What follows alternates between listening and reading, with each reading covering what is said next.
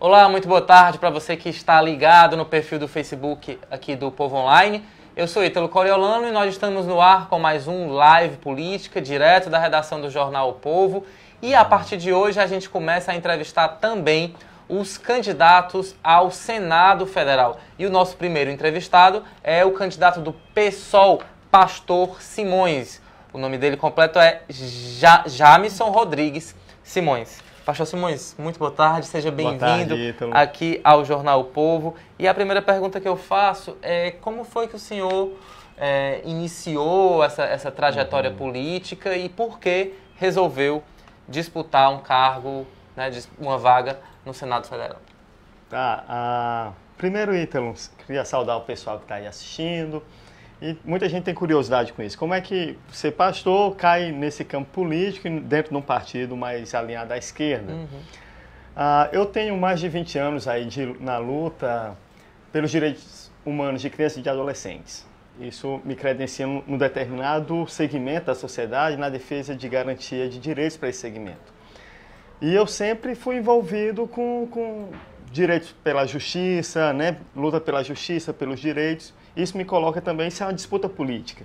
Garantir direitos no Brasil é uma disputa política. Então, nesse sentido, eu sempre fiz política, né? A política grande. Então, foi um apelo do MTST, Movimento dos Trabalhadores Sem Teto do Brasil, que precisava de um nome que dialogasse mais com a base popular, dialogasse mais com as partes mais empobrecidas da cidade, um lugar que geralmente fica à esquerda, fica à margem do discurso, né? A esquerda não consegue chegar com capilaridade nesse segmento.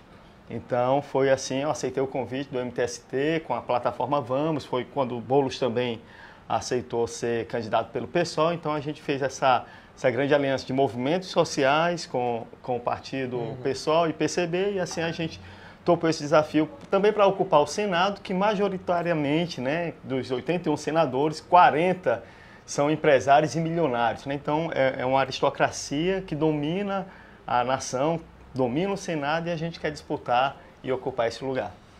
O senhor se coloca como pastor, né? Mas sim, eu conversei mais cedo com o senhor, não é uma igreja, digamos assim, tradicional.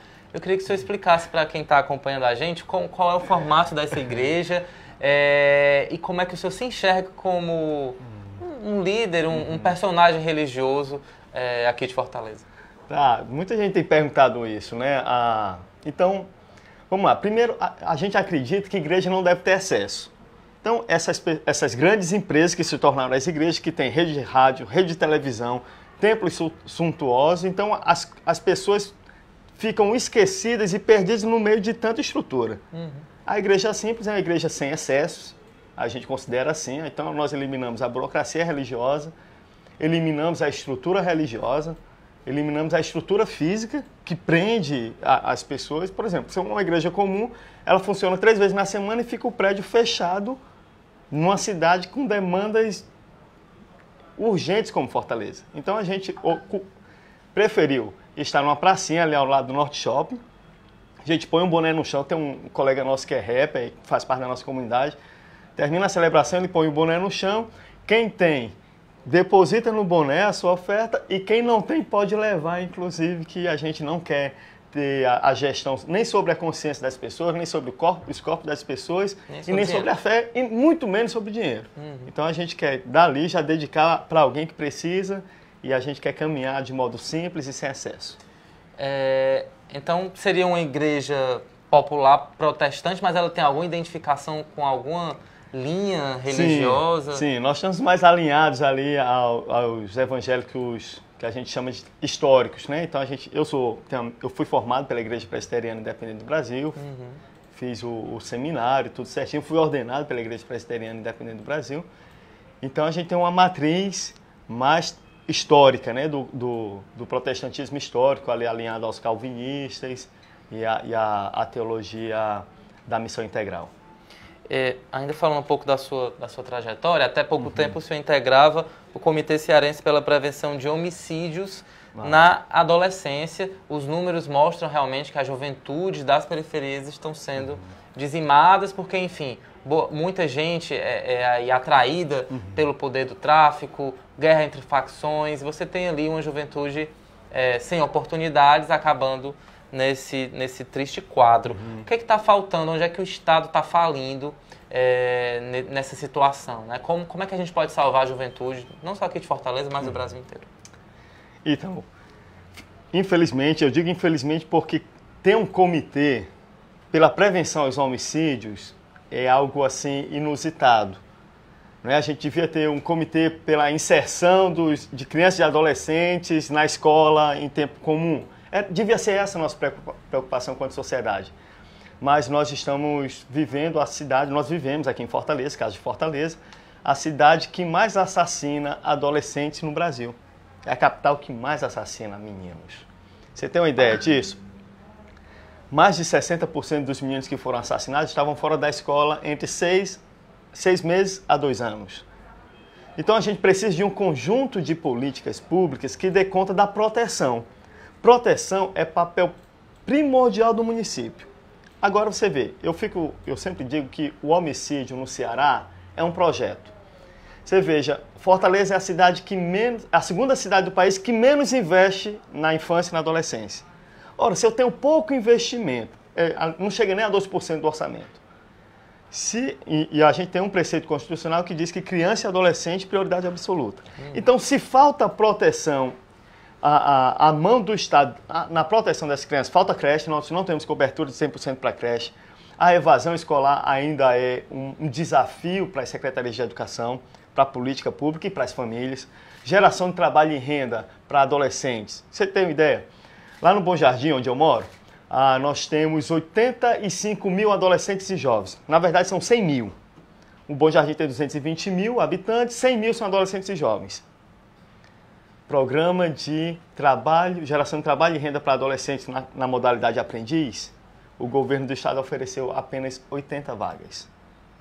Então, aquele negócio cearense, mas está faltando? Né? Então, a gente precisa de um aparato de política pública que dê conta de uma outra narrativa para esse adolescente, que não a narrativa expressa, infelizmente, uma palavra completamente infeliz do secretário de Segurança, que ou é cadeia ou cemitério. A gente precisa de outra narrativa, precisa ter educação, precisa ter lazer, cultura. Bom, Bom Jardim tem 220 mil habitantes e um único centro cultural. Isso diz muito. Né? Então, a gente precisa vencer essa narrativa do ódio, vencer essa narrativa do medo e partir para uma construção de uma narrativa positiva e de um presente e futuro feliz para esses adolescentes. Tem uma pergunta aqui meio provocativa do Raul Santos. Como pode um presbiteriano apoiar o PSOL? Acho que ele pergunta isso muito baseado na ideia de que a esquerda não acredita em Deus, né? Aquela coisa meio do marxismo ali radical. Como é que o senhor responderia essa pergunta aqui? É o Raul Santos. Raul Santos, primeira coisa que para limpar o meio de campo, a gente precisa ter muito cuidado com fake news. E não tem um ambiente mais propício para fake news, que são notícias falsas, do que o movimento, o âmbito evangélico. É cada absurdo. Disseram um dia desses que viriam 2 milhões de sírios para Fortaleza. Gente, é impossível. Fortaleza tem quase 4 milhões de habitantes, seria 50%. Então, muita notícia falsa circulando. Afastou as fake news. Cada cristão deve ter um compromisso fundamental com a justiça. Cristão nenhum é a favor da intolerância, cristão nenhum deve ser a favor do discurso de ódio. Então, limpando isso, o pessoal defende pautas, inclusive sobre justiça e sobre a garantia de vida. Né? Então, convido você já, Raul, vamos tomar um café lá no pessoal e aí a gente limpa esse meio de campo, mas tem muita notícia falsa circulando e não é incoerente a minha forma de crer, né? Eu acredito que o evangelho impulsiona a gente para a justiça, para o direito. Jesus foi um condenado injusto, né? Injustamente pela elite da época, então é contra isso que a gente se coloca. Então não é incompatível a busca pela justiça, a máxima, né? A paz é fruto da justiça, então não é incompatível a fé com o posicionamento político. Acabou de falhar aqui meu vídeo, mas enfim, tinha outra pessoa aqui, curiosamente com o nome Paulo Freire, afirmando que comunista não acredita em Deus. Puxa. Mais um mito, né? É. A gente precisa conversar mais, meu povo. A gente precisa conversar mais e se alinhar mais. Candidato, falando ainda sobre a questão da violência, a gente tem um fenômeno dos últimos anos aí, que é a dominação de territórios por facções criminosas, né? Elas Sim. disputam espaço entre si, enfim, acabam uns matando os outros. Esse aumento da presença das facções aqui tem atrapalhado o trabalho de vocês de penetração nessas comunidades, de diálogo com as pessoas? Para entrar, tem que ter a permissão deles? Como é que está hoje esse trabalho na periferia, nas periferias do Ceará? Ítalo, as cidades têm estado mais inseguras. E está mais insegura principalmente pela ausência do Estado. Então, como é que eu poderia dizer? A vulnerabilidade sempre existiu, mas nós chegamos agora, nós estamos no período exatamente, o período mais violento da história do Ceará. E a gente também nunca teve tanta polícia. A gente deve se perguntar, poxa, como é que eu tenho um aumento de polícia e eu continuo mais inseguro?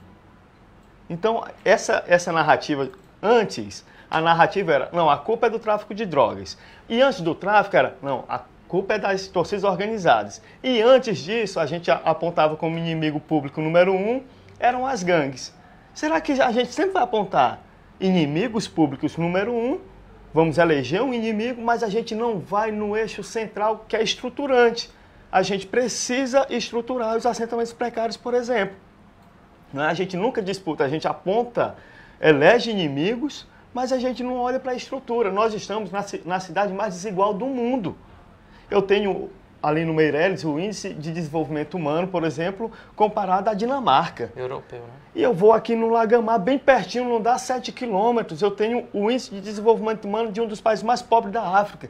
Se eu continuo, chego no Conjunto Palmeiras, tenho a área mais pobre do mundo concentrada no Conjunto Palmeiras. Coincidentemente, o Conjunto São Cristóvão já foi o assentamento precário que mais matou adolescentes na cidade.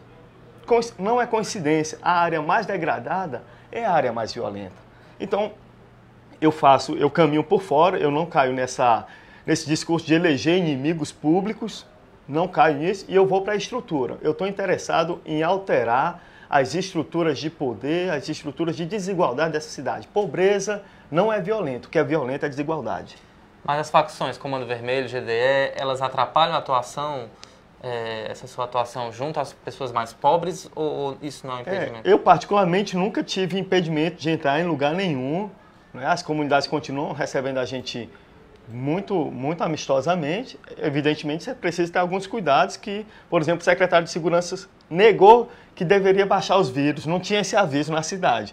E você vai em qualquer comunidade, você precisa baixar o vidro, precisa acender a luz interna, para as pessoas verem quem é você. Eles vendo, eu nunca tive problema. Então, realmente é isso. Nos vários muros da cidade tem aquele aviso, né? Baixa Tem um o vidro. aviso. Você acha que é um alerta necessário? São as facções com certo tipo de bom senso para poder realmente não aumentar o número de homicídios? Na verdade, eles estão se resguardando. Como Fortaleza é um território aberto e em disputa, então os grupos armados invadem locais uns dos outros. Eles precisam saber quem é quem que está entrando. Uhum. Então, eu sigo a orientação como qualquer cidadão e qualquer morador ali segue, né? Então, baixa os vidros, de boa, acende a luz interna e quando eles olham, é o irmão, tá? Irmão, tudo bem? Passou, né? Cumprimenta e eu vou fazer o trabalho que é distensionar, né? Uhum. Eu estou muito interessado em distensionar esses discursos, os corações muito armados, as vontades muito intolerantes. Então, eu estou muito interessado em levar para as pessoas e dizer, cara, tá ruim para nós, que moramos da perimetral para trás está muito ruim e a gente precisa buscar direitos. Então, todo mundo é a favor de direito. Porque se o cara precisa, por exemplo, de um atendimento à saúde, ele vai na unidade de saúde que não existe no bairro dele, tem que atravessar territórios, né? Então, isso ninguém é contra. Então, eu me desvio desse debate apontando para o direito que é dever do Estado cumprir e é nossa maior aspiração. O Ítalo Coelho de Alencar Sobreira, muito dentro do tema que a gente está discutindo aqui, pergunta qual sua opinião sobre o fim da política de repressão, né, a guerra às drogas. Tem dado resultados positivos que justifique legalizar a maconha seria viável? Muito bom, boa pergunta. Eu faço a pergunta também inversa. O modelo de segurança que a gente tem levado a gente para onde? Né? Essa política de segurança pública consome do orçamento mais de 2 bilhões aqui no Ceará. O secretário, um dia desse, mandou comprar mais fuzis fora. Resolveu? Nós nunca tivemos tanto policial militar na rua. A gente se sente mais seguro? Então, é também fazer a pergunta para o paradigma de segurança que a gente está vivendo. Eu acredito que o tráfico transnacional de drogas e de entorpecentes, ele é impossível de ser controlado. Você tem uma ideia, o Brasil tem quase 17 mil quilômetros de fronteira. Se eu colocar isso em linha reta, eu vou de Brasília até Tóquio, no Japão. E as pessoas dizem, né? Não, tem que controlar a fronteira. É impossível controlar as fronteiras, por conta da sua grande extensão. Nós não somos produtores de drogas. Nós não somos. Essa droga vem de fora.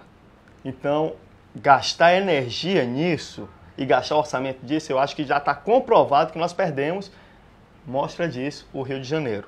Intervenção federal caríssima, não é? Resultados pífios e nenhuma grande apreensão, nem de droga, nem de arma. Então, eu acredito que, primeiro passo, a gente precisa respirar no sistema prisional. A grande prisão, grande massa carcerária hoje é formada pela criminalidade aquisitiva e por o varejista da droga.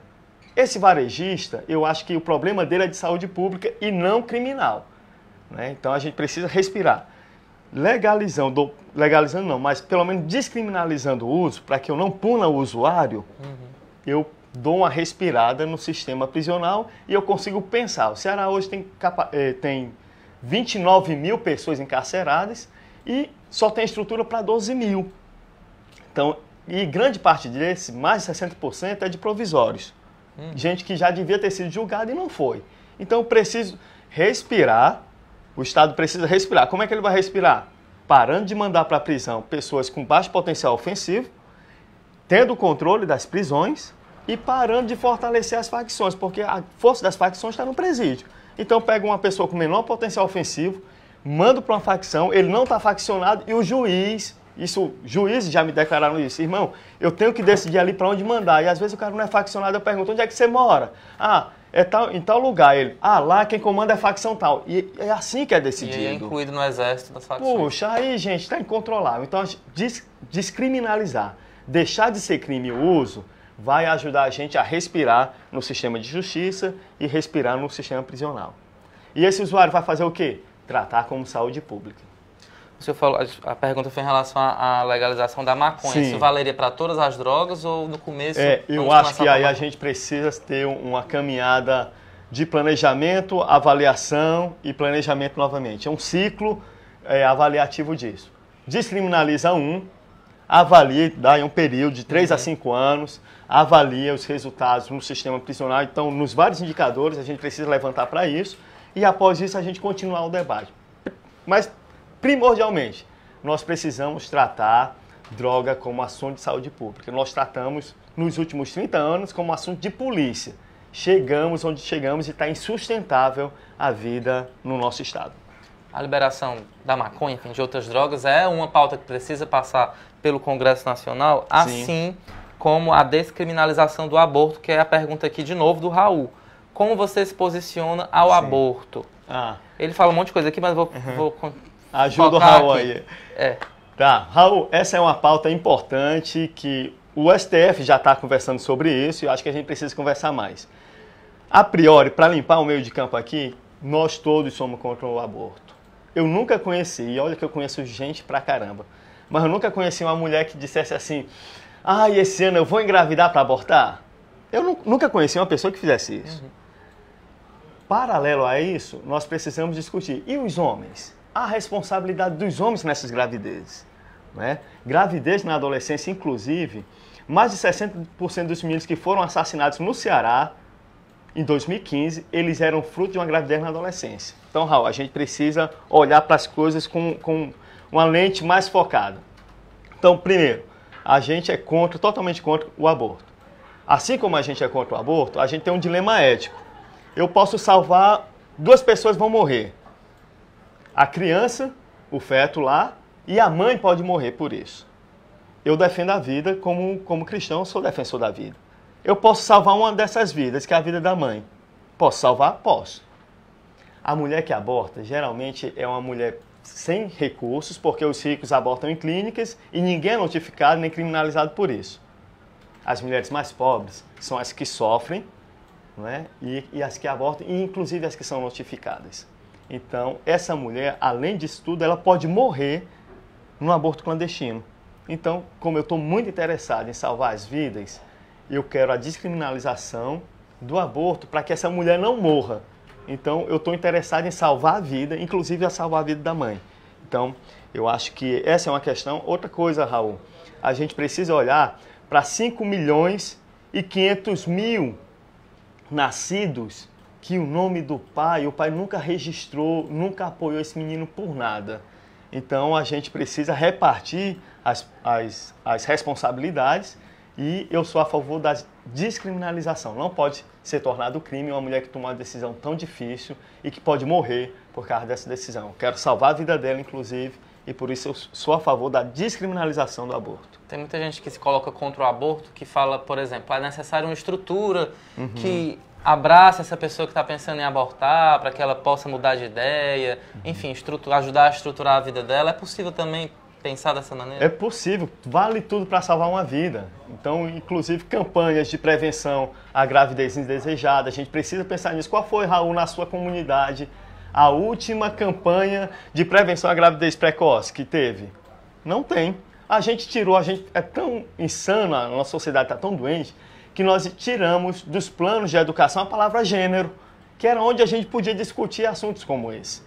Né? Então, a gente tirou, só para você ter uma ideia, Raul, ano passado, 2017, nós tivemos em Fortaleza 6.000 adolescentes grávidas. Isso é um problema de saúde pública, Raul.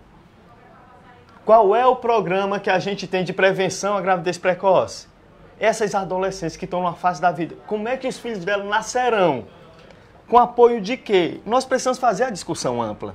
Não é? Sair da pauta moral e ampliar a discussão para a pauta de direitos. Porque senão a gente vai discutindo a moral, e mais gente vai morrer enquanto a gente está aqui discutindo o sexo dos anjos. Candidato, essa pauta das drogas, da descriminalização do aborto, né, são realmente, há muitas décadas, né, muito fortes no Legislativo. Que outras pautas o pessoal acredita, o senhor chegando ao Congresso, que outras pautas o senhor classifica como prioritárias, né, caso seja eleito e tenha aí um mandato de 8 anos? Tá. Muito importante no Senado, eu vou citar aqui pelo menos 3 coisas, tá? A primeira, para você que está nos ouvindo, se você você vai fazer a feira da sua casa. No momento que você comprou uma caixa de fósforo, você está pagando imposto ali na hora. Você não vai dizer assim, eu quero pagar esse imposto no final do ano. Não, você paga em cash ali, na boca do caixa. As pessoas mais ricas, se você comprou uma motinha, por exemplo, cara, não consigo me deslocar de ônibus, está difícil porque o serviço de transporte público é muito ruim, você precisa comprar uma motinha. Você deve ter pago aí 30% a 38% de imposto. Pois bem, as pessoas mais ricas desse país, se elas comprarem um jatinho ou um iate, elas não vão pagar absolutamente nada de imposto. Se a gente cobrasse o imposto o imposto só em cima de aviões e de lanchas e iate, é o suficiente, recurso suficiente para botar a internet de graça em todo o país, para todas as pessoas. Então a gente precisa taxar os mais ricos. Né? Então a taxação das grandes fortunas, taxar os mais ricos é pauta para a gente é inegociável. Segunda coisa, a gente precisa parar com a farra da subvenção. Só aqui no estado do Ceará, por exemplo, o governador Camilo Santana liberou para as empresas de transporte aéreo, Gol, TAM, 20 milhões de reais. Ele simplesmente deu. Ele não foi nem subvenção não foi nem incentivo. É dinheiro que o governo vai botar a mão no bolso e vai entregar 20 milhões para as empresas. A gente precisa acabar com essa farra. Porque no momento que a subvenção acontece, essa doação, a meu ver, imoral acontece, falta dinheiro, por exemplo, para a reforma do posto de saúde, falta em atendimento socioeducativo, falta em prevenção. Então a gente precisa regular a política de subvenção, que é dinheiro do povo dado para empresário. Só que a unidade do PECEM, ela só emprega quase 300 pessoas e recebe subvenção de água, de energia e nunca pagou um centavo naquele terreno. Puxa, e o pequeno empresário que está ali um negócio familiar, o cara não tem incentivo de nada? A gente precisa rever, então, a lei de subvenção. Terceira coisa, assim, imediata. A gente precisa ter uma política de combate ao agrotóxico. Estão botando veneno na comida do povo. Só que o caso do Ceará, por exemplo, nós temos tanto agrotóxico que dá para cada cearense 6 quilos por ano. Isso é impossível. O desdobramento disso em saúde pública, o desdobramento disso em mananciais contaminados, o custo disso é altíssimo. Então a gente precisa... você tem uma ideia. Agrotóxicos que foram condenados em outro país por causar aborto são liberados no Brasil, inclusive aqui no Ceará. A gente precisa cuidar da saúde do povo. Então a gente precisa ter uma lei de agrotóxicos muito séria, muito resistente a essas pressões do lobby internacional e, ao mesmo tempo que a gente faz isso, distribuir terra para quem trabalha. Os grandes latifúndios precisam dar fim nisso, precisam acabar no Brasil. Você tem uma ideia, só aqui no Ceará, Ítalo, nós só tivemos um assentamento quilombola regularizado.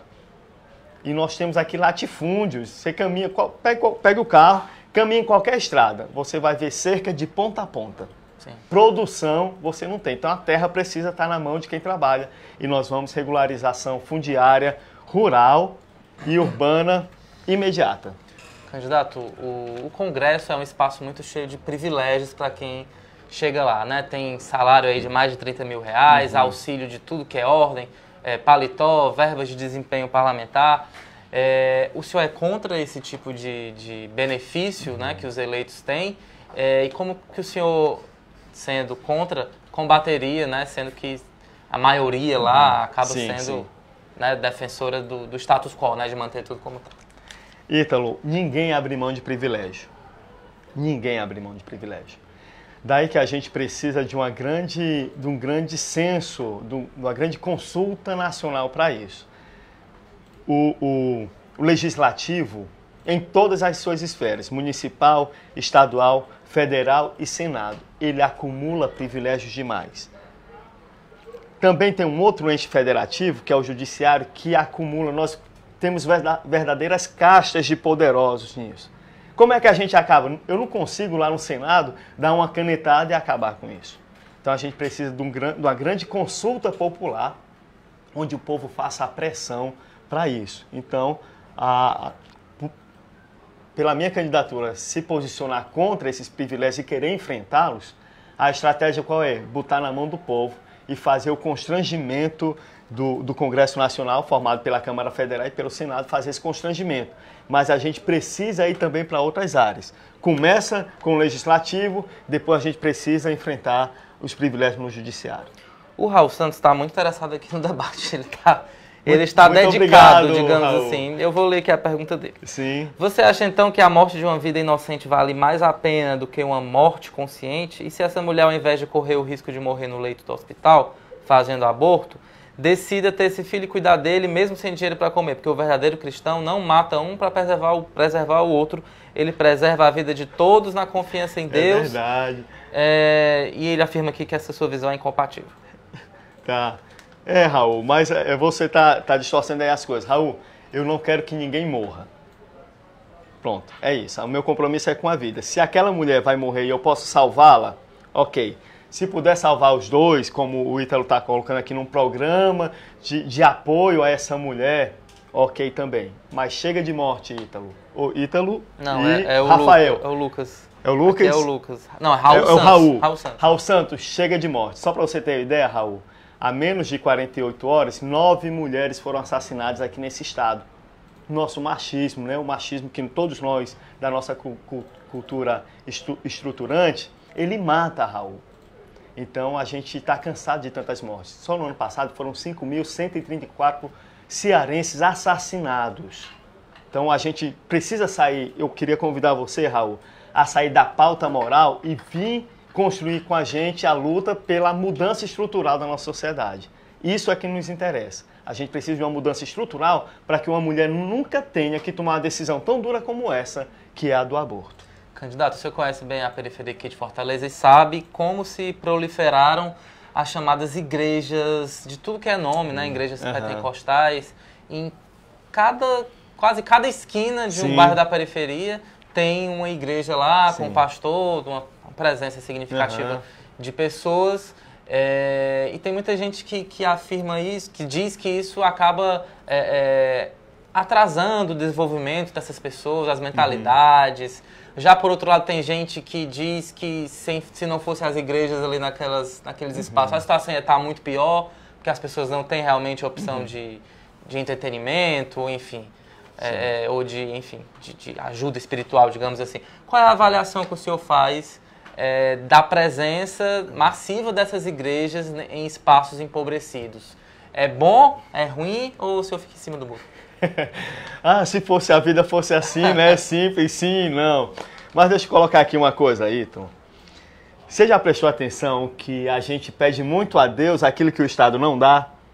Sim. A pessoa está doente, ela tem pouquíssima perspectiva de ser tratada no Sistema Único de Saúde porque é precarizado. O que é que ela faz? Ela vai para a igreja e pede uma cura. A pessoa está sem emprego, o que é que ela faz? Pede um emprego a Deus. Eu não estou dizendo que se o Estado desse tudo, Deus desapareceria. Eu estou dizendo que a nossa espiritualidade ela precisa de uma outra forma de ser e de existir. Que aí não dependa dessas coisas. As igrejas evangélicas têm pontos muito importantes, seguram de fato uma onda ali nas comunidades. É um espaço também para onde o povo preto está indo. Né? É um espaço, inclusive, de ascensão, um dos poucos espaços onde o negro tem mobilidade ali dentro, mas também tem muita força adormecida. Você tem uma ideia? Nós devemos ter no sistema socioeducativo 1.000 adolescentes em situação de privação de liberdade. Nós temos em Fortaleza mais de 5.000 igrejas com CNPJ. Quer dizer o quê? Uma igreja mais estruturada, com diretoria, com conta aberta, legalizada. Mais de 5.000. Ora, será que não é possível ou é impossível 5 igrejas cuidarem de um adolescente e cuidarem no sentido não de oferecer apenas um amparo espiritual, mas um amparo de uma visita, né? Um amparo do acompanhamento escolar desse adolescente? Será que não dá para 5 igrejas cuidar de um adolescente? Então eu tenho um poder aqui, uma força gigante, mas adormecida na pauta moral, como o Raul está apontando. Então, enquanto a gente está discutindo aqui pauta moral, a igreja para de avançar em pautas muito importantes, que é a vida das pessoas aqui na cidade. Evidentemente, nós não defendemos que, dentro da atuação do Estado, o Estado precisa ser laico, né? Mas precisa dialogar. Nós temos mais de 60% da população se declarando cristã. Nós precisamos dialogar com essa população.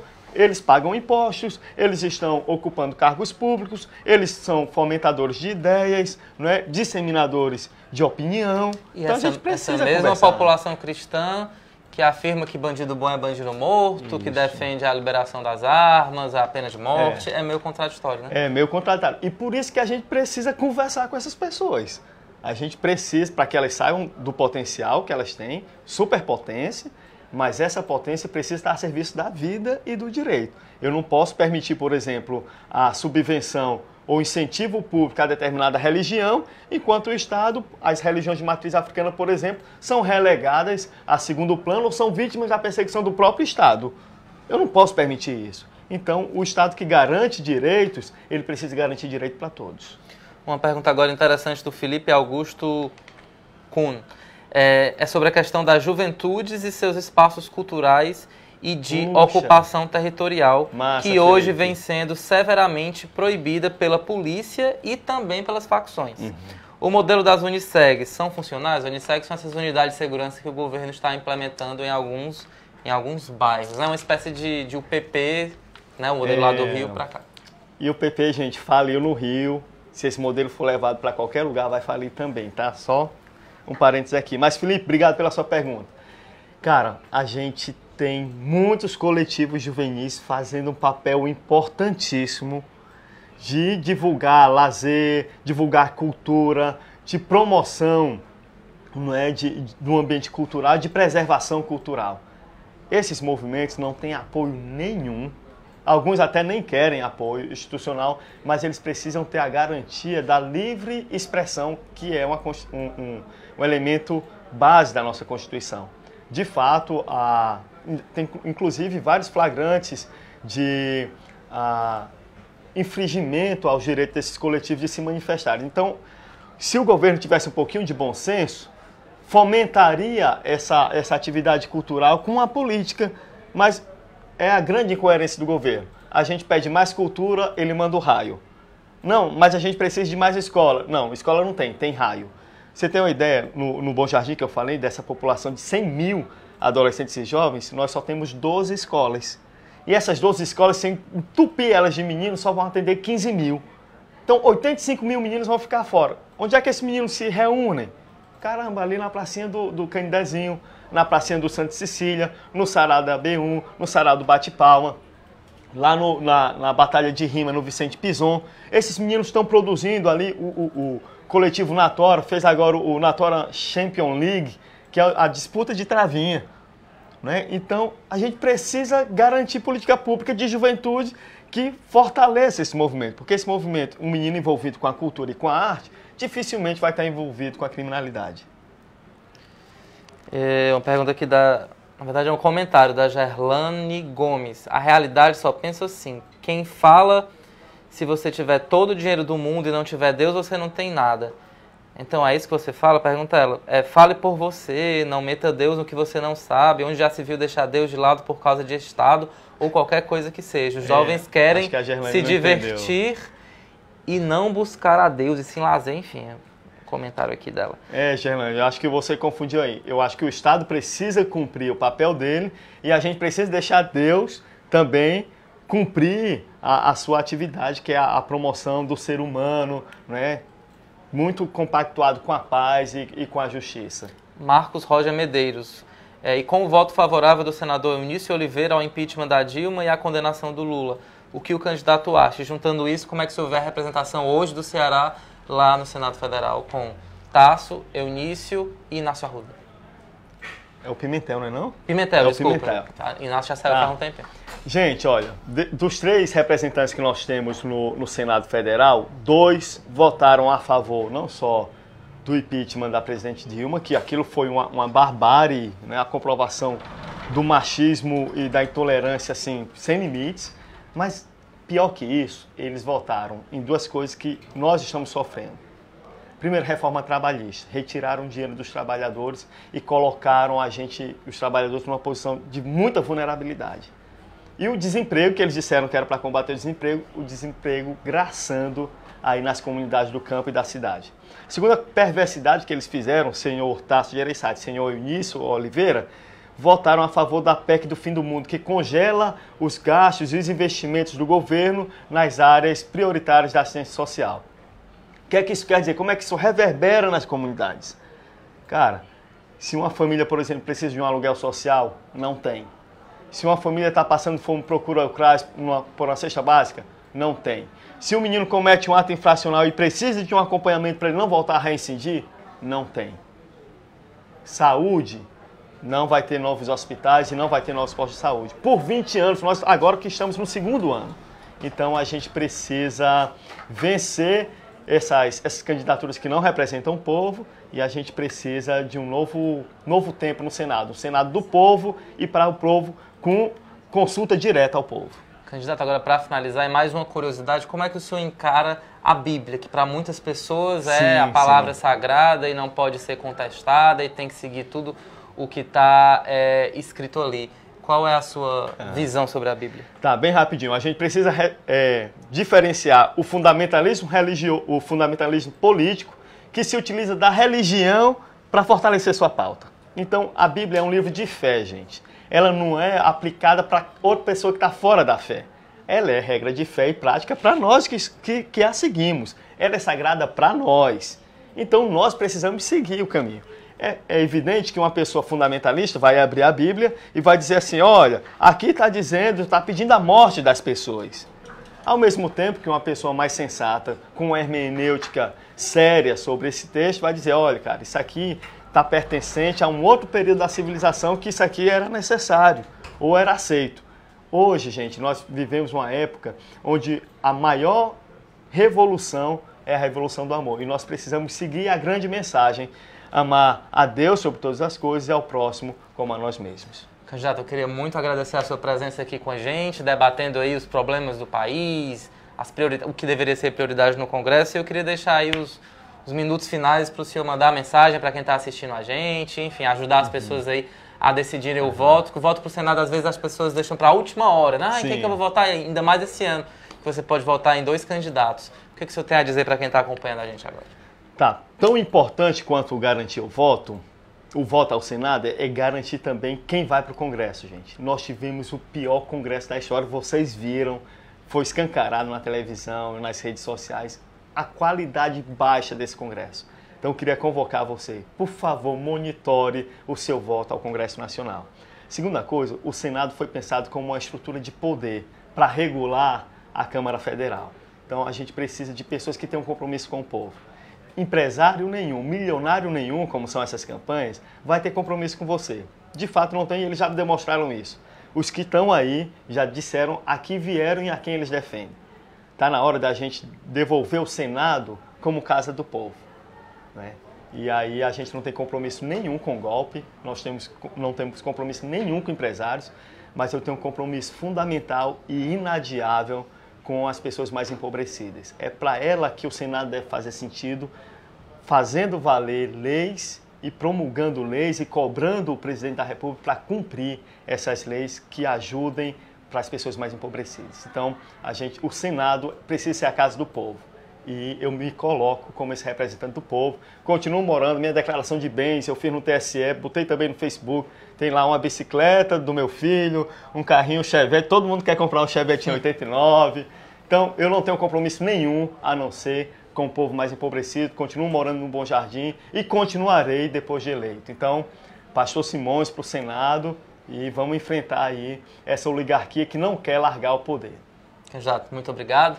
Eu agradeço também a sua companhia. Lembrando que a gente continua aí entrevistando os candidatos ao Senado e também ao governo. Amanhã, por exemplo, a gente recebe aqui nos estúdios do Povo, candidato do PSL ao Palácio da Abolição, Hélio Góes. A gente espera a sua presença aqui também amanhã. Agradeço muito a sua companhia e nós voltamos amanhã, quinta-feira, às 14 horas, com mais uma live política e com mais um entrevistado aqui com a gente. Um abraço. Até mais, tchau. Boa tarde. Amanhã, quinta-feira, às 14 horas, com mais uma live política e com mais um entrevistado aqui com a gente. Um abraço. Até mais, tchau. Boa tarde. Amanhã, quinta-feira, às 14 horas, com mais uma